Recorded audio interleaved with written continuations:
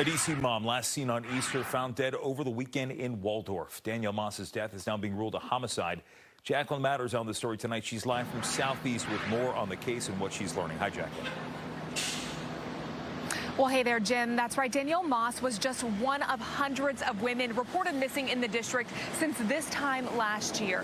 Now, as police try to find her killer, one organization says the lack of attention to her case is far too common for people of color. Police believe the last time Danielle Moss was seen was Easter weekend at a gathering on Q Street Southeast, and she was not heard from since. We definitely have a problem with predators running around preying on women, especially single black women or women that they perceive are weak or ones that they can take advantage of.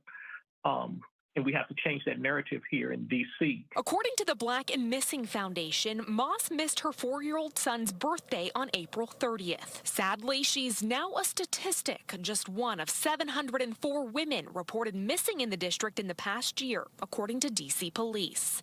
That includes juveniles and adults and accounts for each time the same person is reported missing. Of those cases, 17 remain open, but police say they don't track how many of those cases involve people of color.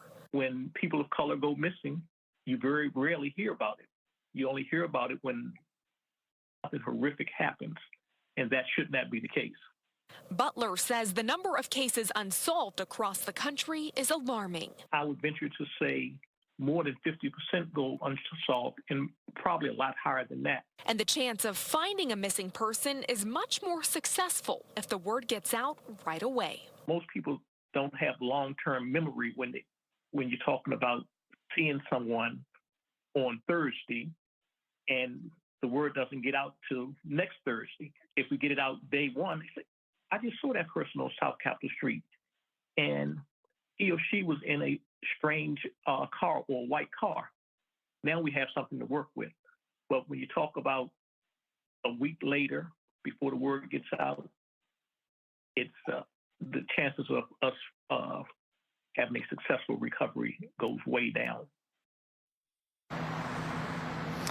Now, guys, when it comes to safety measures, Butler suggests sharing your location with a family or a friend, with a family member or a friend, getting an AirTag or something that has a location tracking device, or even just taking a self-defense class. As far as Danielle Moss's case, though, police remain tight-lipped right now. They are still not giving us any update on a cause of death or a suspect, but they do tell me they are eager to solve her case. But Marina, really a tragic outcome all around here.